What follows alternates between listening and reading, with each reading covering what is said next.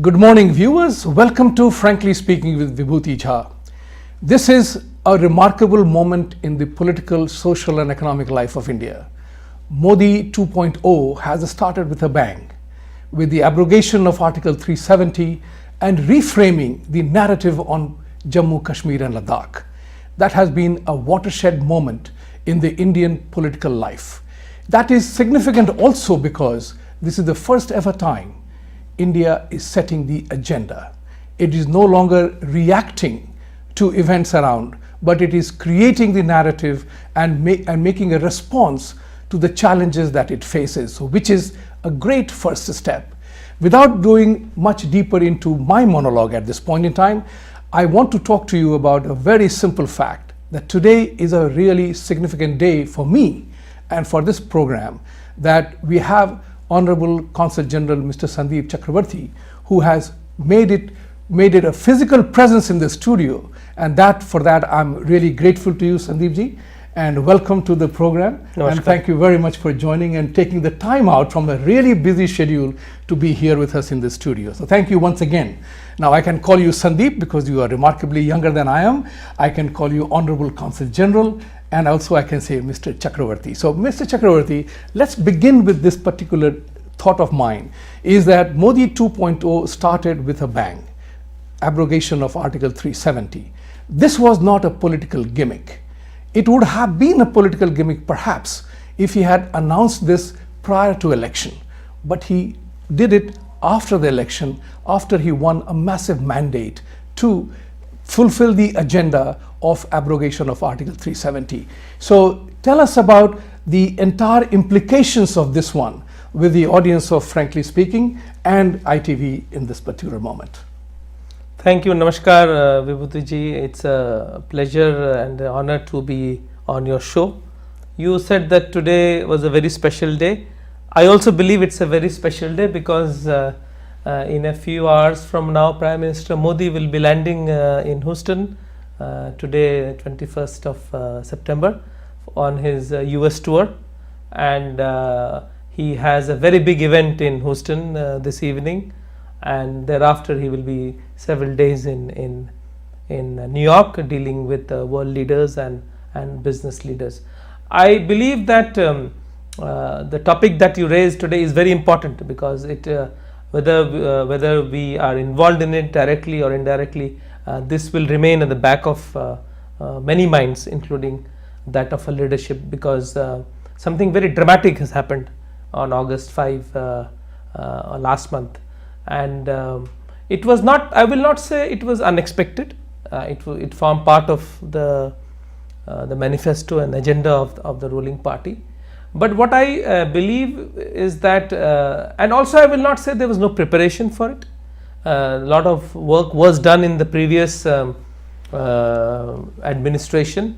A lot of study, lot of preparatory work had been done, and the time was ripe to do what was done. And I think we need to keep in mind that after a long time we had support of the members in both the Lok Sabha and the Rajya Sabha. It was a constitutional amendment that needed the support of not only members of the ruling party but also other parties, and they got it.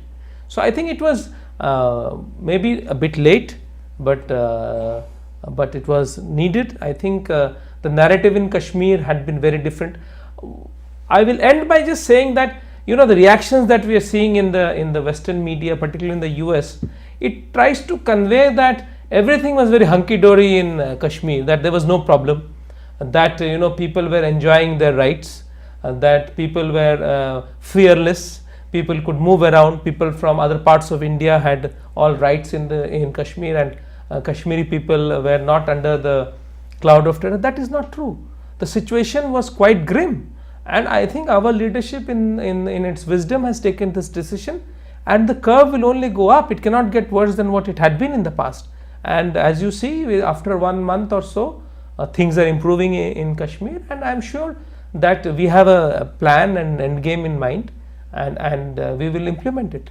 That's brilliant. The important part here is that Kashmir somehow or the other had become a psychological operation. The entire state of Jammu, Kashmir and Ladakh, which in my opinion is what it ought to have been called, somehow got hijacked by the name Kashmir alone. So anytime you mention about JKL, it was as if Kashmir was the only issue in this. So that bifurcation and bringing the Union Territory status to Ladakh and to Kashmir and Jammu as well today, it has created a new narrative there. And in my opinion, I think that the 45 or 49% of the land mass that Ladakh occupies will become perhaps the symbol of modern Switzerland if the economic development that is going to happen in that area does happen. And I think the efforts are already on in that regard. So to convert the entire, to translate the economic prosperity of the region, because what was important was that 70%, out of the 100% money that was going to JKL, 70% was grant. Nobody knows where that money has gone. And I think, in my opinion, there ought to be a central government audit of where did that money go, why the development didn't happen. Combined with that is the Pakistani narrative. And somewhere along the line, everybody around the world, you refer to the Western media, they all thought that India was the illegal occupant of that land, forgetting the basic tenet. That land was ours all along. So was Pakistan as well. It was created on August 14. So somewhere along the line, the media, the Western media had been caught on by the false narrative of Pakistan, that as if this is the only troubled area, POK is free. And I'm delighted to see that POK is in conversation now. The recent reports are to be believed. POK is demanding freedom from Pakistan. And India already has 20 seats reserved for them in the Jammu and Kashmir Constituency Assembly. So tell us something about what's happening in POK and how did we not make POK an issue earlier on as well? Well, I would like to say that, India believes in good relations with its neighbor. And we have always tried. It's not that we have not held talks with Pakistan. There were many rounds of talks with Pakistan in the 60s when Pandit Nehru was in charge, and even later on. Then we did the Shimla agreement, and then we did the Lahore agreement, and then we have had many declarations. We want peace with our neighbors, and somehow I think at the back of our mind it was felt in our leadership that we could arrive at a win-win situation where the current LOC could become de facto border. That kind of a thinking has been there. I would not like to deny that. And also we thought that we could arrive at a modus vivendi. We should learn to live with each other, and but all these attempts over the last several years have failed. And I was just reading an article by one professor in Indiana University. He says just go back to the talks that were held in the 60s with Pakistan. The moment we would arrive at a solution or some kind of agreement, Pakistan would become more ambitious and they want more. So they only covet our territory. I would also like to highlight that India and Pakistan were created out of something known as the India Independence Act, which was passed by the British Parliament in 1947, in the June of 1947. That allows only two states, successor states of British India. One is India and one is Pakistan. And the princely states had only two options, either to accede to India or to Pakistan, depending on a formula. Now the Maharaja of Jammu and Kashmir legally and rightfully acceded to India. Now where is the question of freedom of the people of Kashmir arise? Their right to freedom is within the parameters of the Indian constitution, like the people of Maharashtra have freedom, or people of Nagaland have a freedom, or people of UP or Bihar. Their freedom has to be circumscribed within the parameters of the Indian constitution. That's true. And here is the important part, is the fact that in the annals of this entire history of JKL, as I prefer to call, India has definitely taken extraordinary efforts to normalize relationship with Pakistan. We have fought 4 unnecessary wars, and including skirmishes and intrusions that have happened over a period in time unabated, including Fulwana, which is the last one. This is the first time we are seeing Modi government taking a proactive effort to neutralize that entire effort of our neighbor. And to that end, we have held non-official negotiations with Pakistan, Aman Ki Asha and everything. So India cannot be blamed for not having tried. And to that end, I'm delighted with one thing, that the effort that Mr. Modi is doing is strengthening the entire atmosphere of global relationship, starting from his first term, where the liberal media once blamed him, called him, mocked him as he's an NRI prime minister. But we bear the results today. So what you are saying is absolutely correct, and I totally agree with you, that the preparations were on is to create an environment where people were aware and were listening to the Indian point of view, and that's what has happened in this particular scenario. So let's talk about one more thing that bothers me a lot, is that in democracies we find that we have a right of freedom of speech, we have democracies, and we have a right to question the government. One of the challenges that I face is that India has always been very accommodative of Pakistani scenario. जैसे आपने बिल्कुल सही कहा कि we were trying very hard, we will do this, we will do that. But Pakistan had been always very adamant. And the more we tried to give, the more they began to ask. So when we are trying to be accommodative and the opponent is being very belligerent, how do you respond to this aspect, that the world community is silent, that the entire Pakistan government has been talking about rampantly about war with India, including Prime Minister talking about nuclear war? Should he be chastened about that? And there is something that we need to call out their nuclear bluff. You see, I would just like to, taking from what you have said, we also have to understand, and more than us, maybe Pakistan needs to understand that the ground has shifted. The world scenario has shifted. The Cold War has ended. The economic power in the world is now in Asia. India is going to become the third largest economic power in the world. The India-US relationship is the relationship of the future. We have very, very strong ties with the United States. We have very good relations with Russia. We also have a very good working relationship with China. The Middle East, we have very good relations with Middle East. You know what has happened in the last several years. Prime Minister, several trips to UAE and Saudi Arabia. So I think India today occupies a very special place in the world, with friendly relations with all major powers and blocs and regions everywhere. So it was not so earlier. If you roll back 20-30 years, even our relations with the United States was not as good as it is today. So the world has changed. At that time, maybe we were trying to be accommodative because we did not have friends in the world. Today we have friends in the world, and you see where Pakistan has gone. Pakistan is known as the sanctuary or the laboratory for terrorists. What is the image one conjures in United States or anywhere in the world when the name Pakistan comes to your mind? You immediately think about terrorism. You think of Osama bin Laden. Even Osama bin Laden's son has been recently killed in Pakistan. Right. So it is endless. And then they are talking of talks. As we can recall, our permanent representative to the UN said, yes, we are ready to talk, but stop the terror. And are they creating a climate for talks? You see, I was aghast to learn that they denied the overflight permission for Prime Minister to come to the United Nations. Right. In the United Nations, even countries which do not have good relations with the United States get visas to come and participate. It's the world body, and they are blocking our Prime Minister to fly. So are they creating a climate for talks?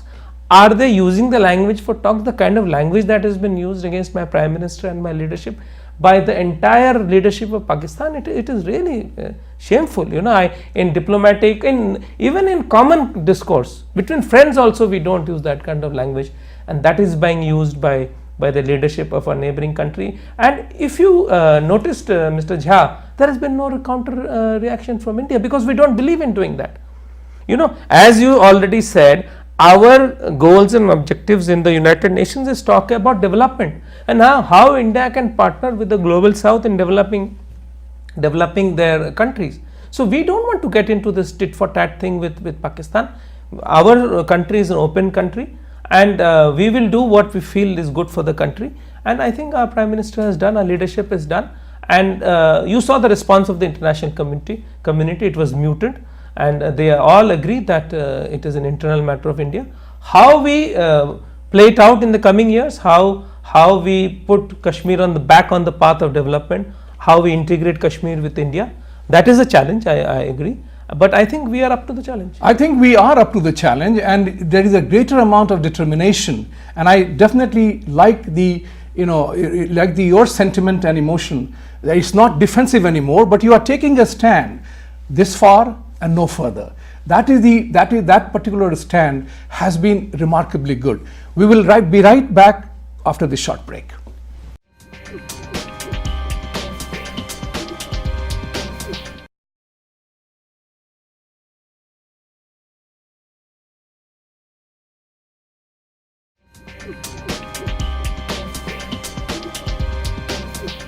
Welcome back.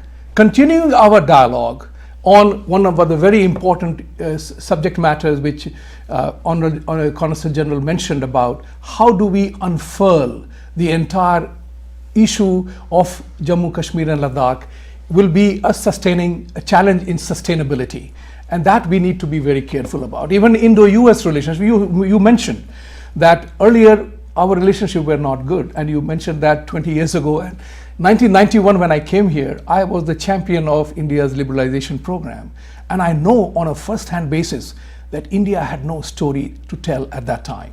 Today, I'm very proud to say and I'm very proud to share with you that India doesn't need to be sold anymore. People have accepted India as a global entity, as a powerful entity, and to use the basketball jargon, that everybody wants to be like Mike. Mike here is Michael Jordan. I think the world leaders want to be like Modi. His entire aura and his entire persona, the way he has built it around, that people go one step forward to listen to him and cheer him up, because he is leading an economy that can be the engine of growth. So talking about that part of it, the Indo-US relationship is going to be a very important one going forward. How will we manage that part? Because there is a perception is reality. For far too long, we have borne the image of a socialist country, Russia aligned. But Mr. Modi broke through all of it. I'm definitely sure you are happy about it, because your job has now become even more dynamic. So the External Affairs Ministry occupies, with Mr. Jaishankar, a former foreign secretary, being the minister himself. Your communication channels must have become much more fluid, because there is nothing Mr. Jaishankar doesn't know what you need to do. So share with us some insight into your role in this new emerging India. Well, I think it's important that you raise this question, because we are sitting right here in New York and your audience is an American audience. What I believe is that in the first term of the NDA, right after the I think the things started changing after the Kargil war, when we for the first time saw that the United States came out clearly on our side, and it really called out Pakistan and said, you are in the wrong. It had never happened before in the past, not even during the Bangladesh war, when there was genocide in East Pakistan or now Bangladesh. So after 1999, with Bill Clinton visit in 2000, and then later on in the last 20 years or so, I think our relations has really skyrocketed, and a large part of that is because, or large credit goes to the Indian diaspora, who have made United States the home, and they have shown that what India is all about.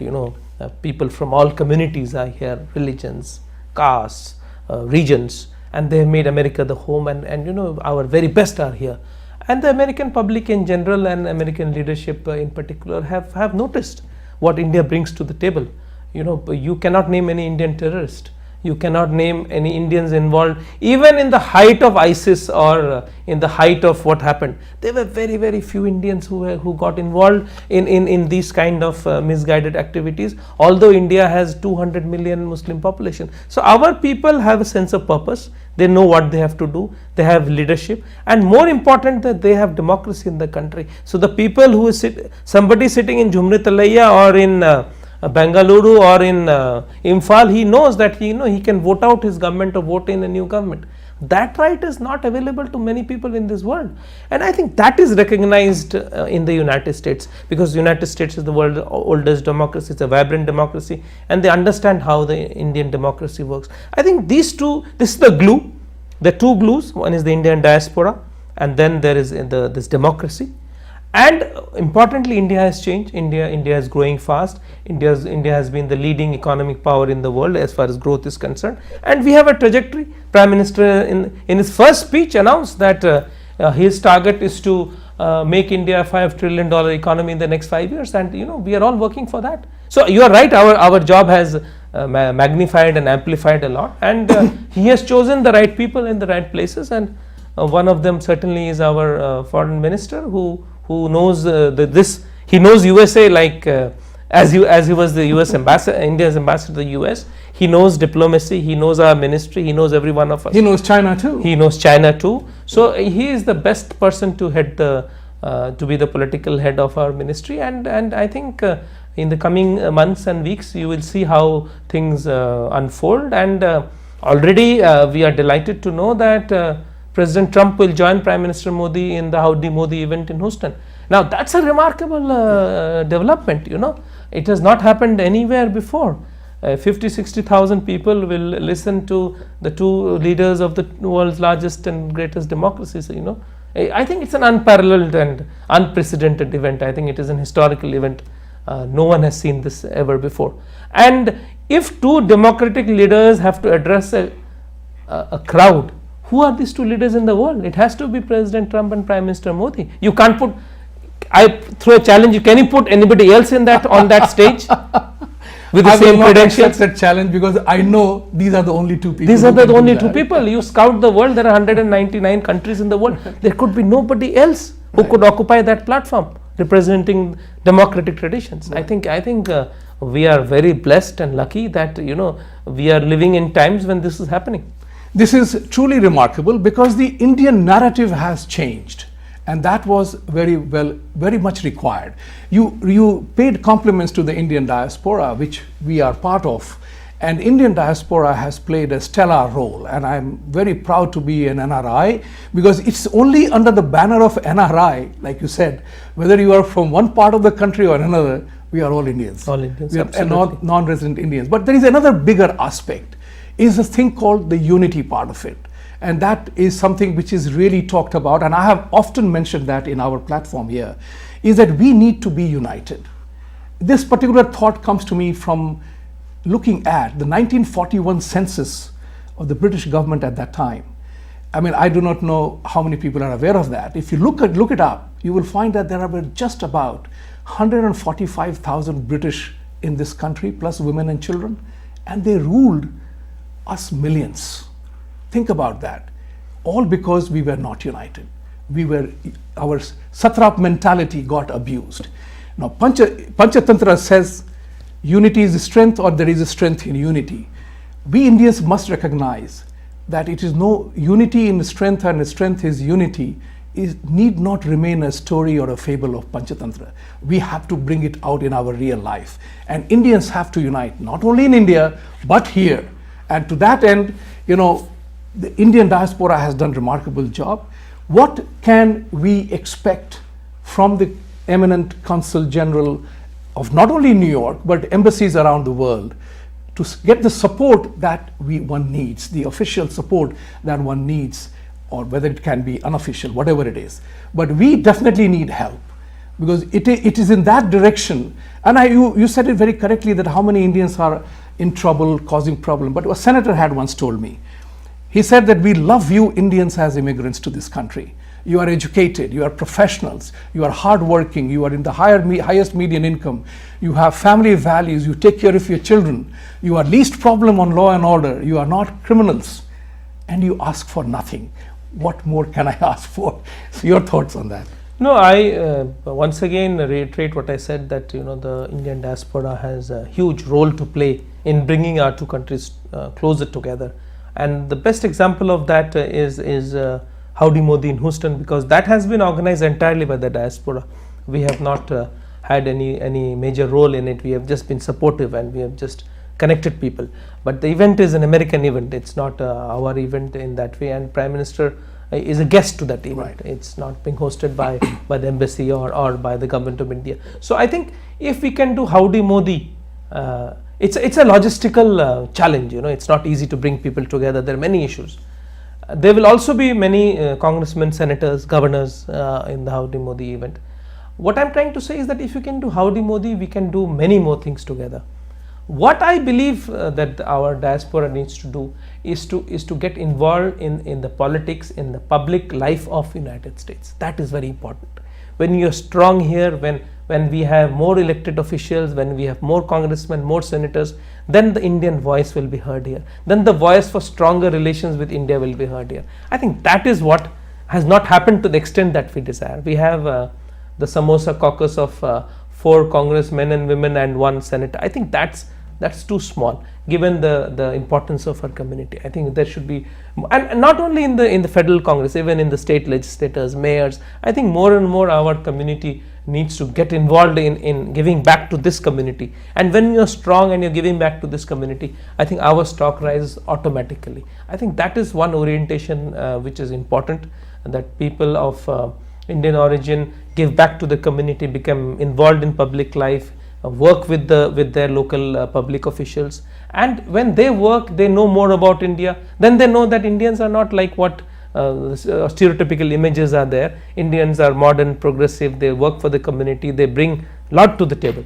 Because if you are not at the table, you are on the menu. There somebody said so. You need to be on the table. That's right. And I think India is in the global scheme of things at the table today. And we are we are setting the agenda, as Foreign Secretary said in today's briefing. We will play an important role in setting the global agenda. Prime Minister's engagements in the United Nations is all about that. He will participate in the climate change summit. He will participate in the summit on violent extremism. He will participate in a special event on Mahatma Gandhi.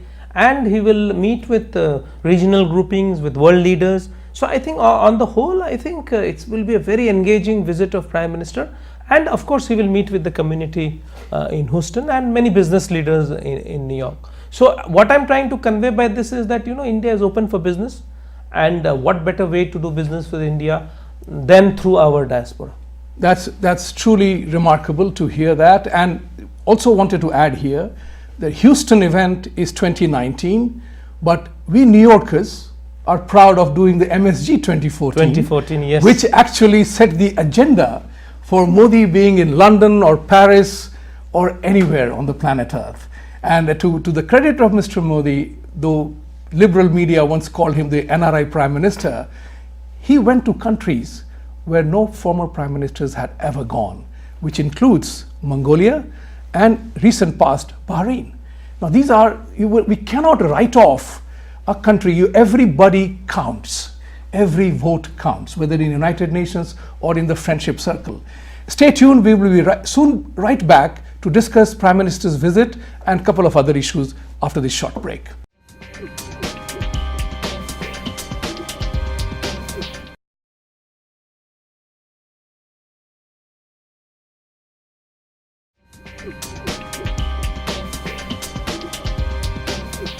Welcome back.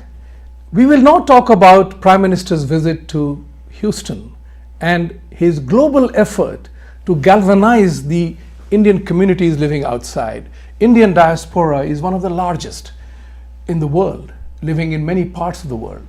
United States, Middle East, and to think about it, how Mr. Modi has managed the entire external relationship, that he's honored in Middle East at a peak of the time when the Jammu Kashmir Ladakh issue was really hot and Pakistan was beating the drum as if a calamity had happened. In my personal opinion, what has happened is that Pakistan lost its very cause to be a self-appointed so-called protector of Muslim interests in India. And the Kashmir was the, damru tha unke haath mein, wo chhut gaya unke haath se, that khilona has gone off. And thus, as a result of which, the entire game plan has changed. Of all people, Bilal Bhutto had made a reference, India side of Kashmir ko chodo, POK ko bachao. Now, these things are very important. In this visit, we know that the Pakistani agenda has been to disrupt Modi's visit here. They are hosting a lot of protests. As a matter of fact, in Houston, they have been prohibited from 7-mile distance from the stadium, which is quite truly remarkable, which means their protests are meaningless. And the Western media needs to recognize this aspect. You cannot weaken the very system you are proud of in the name of by anybody. So if there is a reciprocity is required, if you demand freedom of speech, you got to give the freedom of speech. Time has come now for the West, the democracies, the Indias, and the rest of the democracies of the world to demand reciprocity from worlds that come to us, take advantage of our laws, and then foist their own flag on us.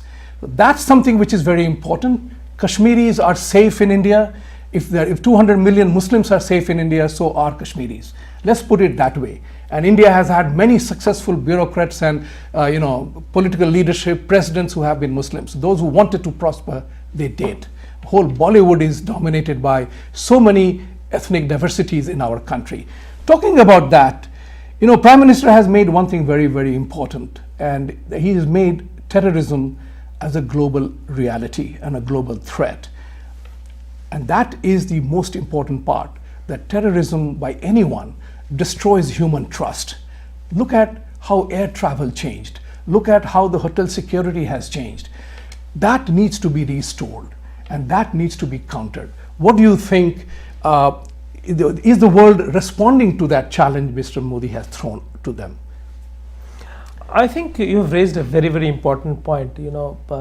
What I wanted to say is that terrorism is there are a lot of apologists for terrorism, and our neighbor unfortunately has become the hotbed of terrorist activity. What I would like to highlight is that during Prime Minister's visit to New York and his stay here for the UN General Assembly, there is going to be a very special summit called by the King of Jordan on violent extremism. And our Prime Minister is an invitee. He will be one of the main speakers at that summit. Okay. You just look at the invitees at that summit. So people claim to be victims of terrorism. They are not there. You see who have been invited. I don't want to take any names, but if you just do a Google search, you will find out which countries are there in that event. So the world recognizes that India is the first country in the world which highlighted the importance, or rather importance is not the correct word, the threat of cross-border terrorism. And when did the world realize that cross-border terrorism was a threat? Unfortunately, in New York on 9/11/2001. But India had been a victim of cross-border terrorism since the 80s, when groups of terrorists used to cross the border and do acts of terror in Kashmir, also in other parts of India. In the whole problem in Punjab was provoked from across the border. We cannot forget the dark days of the 1980s when Punjab was on fire. We cannot forget that. And thankfully those fires have now been doused, and what has happened recently, the fires in Kashmir will be doused. It needs time. 70 years we have been given this narrative that Kashmir is not really India, and they don't want to be part of India. We have never given them a chance to be part of India. We are now giving them a chance to be part of India. And there is this another narrative of people talking about Kashmiris. Now, who are the Kashmiris? The Kashmiris are the people who live in Jammu and Kashmir state. Now, they talk of threat to the Kashmiri culture. Where is the Kashmiri language flourishing? It is in India. Where is Kashmiri cuisine flourishing? It is in India. Where is Kashmiri music, dance, arts, everything flourishing? It is in India. Can we say the same about the part of Kashmir with China? Can we say the same thing about the part of Kashmir which is occupied by Pakistan? No. It has been totally changed. There has been ethnic cleansing. There has been an effort to remove their culture, their history, everything. And today I was happy to see an article in the New York Times where a New York Times reporter went to Pak occupied Kashmir and said that they are fed up with Pakistan. So what are you talking about? Either you talk about the whole or you talk about your own. Why are you talking about ours? This is what bewilders me. They do it because they have no narrative. The Prime Minister of Pakistan came to power with this narrative of नया पाकिस्तान. क्या नया है पाकिस्तान में? मुझे तो सब चीज पुराना निकला है, सब कुछ पुराना दिख रहा है. इकोनॉमी को ठीक कीजिए, लोग मर रहे हैं, खाने को नहीं है, एथनिक स्ट्राइफ है, hundreds of people are dying every day, minorities are not safe, whether it is not only the Hindu minority, Hindu, Sikh, शिया, अहमदिया, बलूच, सबको तो खतरा है वहाँ पे. कौन सेफ है? Even I will give you a very stark example. Large number of Chinese people have been killed in Pakistan. Can you name even one Chinese who has been killed in India? They are their fair weather friends, deep, their friendship is as high as the mountains, as deep as the sea. Why are Chinese being targeted in Pakistan? I ask this simple question. Because there is something going on which they are not addressing. Even the CEPC, which was supposed to be a pillar of cooperation, it is now getting under cloud because the economy cannot sustain such high debt. Their debt is higher than their GDP. So, I would have been rather happy, or India would have been happy, if in the Naya Pakistan, the people of Pakistan would have benefited. But in the Naya Pakistan, the only narrative which is coming out is of aggression towards India. But the point is, you are totally right about that, because you don't have a choice of neighbors. And only a prosperous neighbor can be your friend. A jealous neighbor can never be your friend. So since their entire existence is based on theology, they think that we are their enemies. And I have said this to several Pakistani friends of mine when they talk about threat from India. I said, don't worry about India. We gave you that land, live there. Leave us alone, pay your attention to your own people. And if you don't look at India for the next 5 years, you will prosper. Don't worry about us. We don't care about your situation so long as you do not interfere in our state. But they can't live without it. Now, the question here is, another thing which I wanted to know is that there is a definite fear, threat in the air that these people are going to have a massive demonstration against Modi in New York and other places. They have been hosting events to teach Americans as if India has been a barbaric state in that part of the world. How do we confront that, and what do we need to do in addition to education? Because the war on this side, on this scale, will have to be fought on many fronts. Because academic liberalism somewhere along the line is very well exploited by certain groups of people against those who are accepting and tolerant of their point of view. No, I think Mr. Jha, you've raised an important point. I would start by saying that I found it appalling that the leadership in our neighboring country called upon its community and diaspora to protest against India in a third country. Right. This is not done. The leadership. If there is a spontaneous protest, I can understand that. But this is all orchestrated. It is all funded, supported by powers, and there has been a methodical organization which has gone into all this. If you see the pamphlets, it is quite appalling that taking the benefit of the right to protest in the United States. This is a very liberal country where everyone has a right to protest. But you protest against any injustice done to you. You don't start protesting about things which have nothing to do with you. It's totally baseless, and they are just bringing animosity. They are importing divisiveness, hatred from some other place into the communities here. Why do that? I think it's high time right-minded Americans stood up and said, this is your problem, you sort it out in your country, don't bring it here. Why are you bothering us by blocking on a trial they blocked roads in Houston, and there were common people had to suffer. Why do this? Right. They come and protest against our consulate and block roads and create havoc for the people. Why do that? You want to protest, you protest in your home. The Indian government is not resident here, or your government is not here. Why are you blocking the roads of American citizens? So I think there is something fundamentally wrong in this approach, and the American people realize it, and I will not be surprised if the response to these calls are lukewarm. And already by President Trump accepting the invitation, the thunder, he has stolen the thunder from these people and the wind from the sails of these people, because it is baseless. What are you protesting against? You are protesting against a guest of your own president? What are you trying to say? So I think these are all misguided people.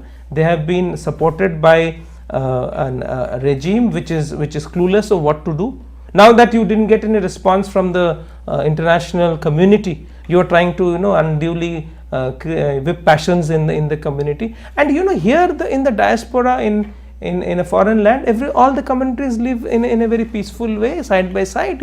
It's difficult to even distinguish between who is Indian and who is Pakistani. Why bring this narrative here? That is what is sad, and I hope reason prevails and our friends refrain from doing what they're planning to do. I totally agree with you, because when you are, as humans, one of the biggest advantages of 21st century is the science and technology has told us that 99.9% we are just the same. So it's the same. Right? Whether you pray to Allah or Jesus or go to any temple, you go down on your knees. You have your own way of doing the Shashtang or the Shashtang, or going down on your knees to pray to God. So pray for prosperity. Pray not for evil.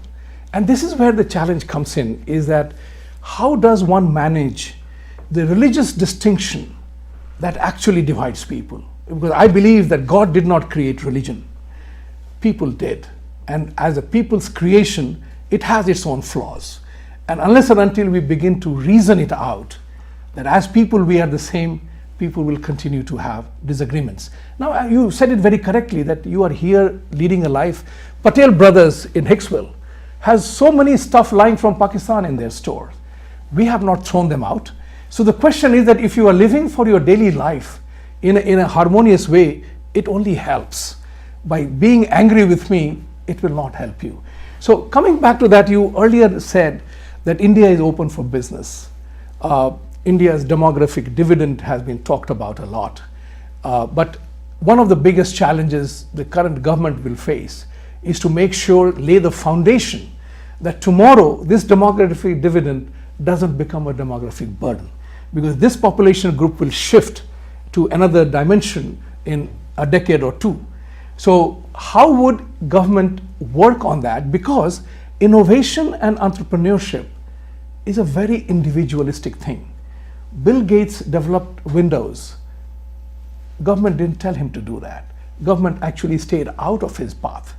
So how does Government of India now take that responsibility to let Indian flower bloom? Because we are a remarkable country, we are a paradox. We have some of the world's finest airports in Hyderabad, Bangalore, Delhi, Mumbai, but we have no airline company to be proud of. So just to sum up that entire thing, what must the government do now to make sure that the flowers bloom in India? No, I think it's a very important point that you have raised. I think there are two aspects of it. One is growth and one is distributive justice. That the growth that is happening in the country should not be restricted to only a small section of the society. It should spread to the common man. Otherwise, there will be social discord. So I think very rightly from the very beginning of the last government, there was a lot of focus on distribution, and a lot of social sector schemes were implemented. And today that India is on this high track growth because of distribution. The fruits of growth which India has been growing for the last decade and a half or so, from the 2000s. The last government, the last NDA government made sure that people in the villages got the benefit of their growth, whether they got house or a road or a toilet or a gas cylinder. Yeah. That was missing in the Indian growth story. That distribution was missing. Sanitation, Swachh Bharat. Almost all our villages are now covered by sanitation programs. So I think that part was missing. So India was growing, some people were getting very rich and affluent, but it was not trickling down, into our villages. So if you go to our rural areas, you will find a very different India today. Things have changed. I have lived and traveled in rural areas, and I have seen it myself. I was in India in June, and I saw the transformation, and I spoke to people. He says, yeah, we have benefited. The telecommunications, mobile phone, the Jan Dhan accounts. So people who did not have anything, identity, the most important thing, people in the rural areas and many in the urban areas did not have an identity. You could not put a face to a name. Today that is happening. So I think, and some far-reaching reforms like GST, I think the base has been set for high growth in India. I agree with you that the demographic dividend will not last forever, but I think we have a long window. Yeah. And I think this focus of my government on growth, on foreign investment, Prime Minister Modi is coming here. There's a big round table with CEOs, and he's meeting large number of CEOs, American CEOs who are invested in India, who want to invest more and more in India. And investment creates jobs, and jobs then help a distribution of income. So I think it's a pathway which is well known, and the focus will be on growth and on distribution, and I think we can do both. You cannot only grow and then have these islands of prosperity and in a sea of misery. I think what we have to do is to create a sea of prosperity, and I think we are working on that. And there has been a deceleration in our growth rate, but I think that is because of some of the measures that we took to change and reform the economy. And I'm sure that in the coming quarters, the Indian economy will jump back to where it should belong, and maybe accelerate even more. Thank you very much. This is a very important point, because Indian economy needed to go on what I call the weight loss program. It is very easy to do wrong things and put on weight. Try losing a kilo, and then you know what it is to lose weight. So in that perspective, a lot of structural reforms were required if you want to do certain things, and those things have been put in place. Current deceleration of the economy is not India's alone, but it's a global phenomenon because of certain geopolitical events happening around the world. So it's not that India alone is happening, but India will have to deal with it in its own way, and I suppose they will. As it always is, a conversation has to end at some time. I'm really grateful for you for coming today, Honorable Consul General, and I hope you will come again, because the issues are lots. There is a lot to talk, lot to inform, and lot to share. With these words, have a great weekend, have a great success of Prime Minister's visit here, and see you again next week.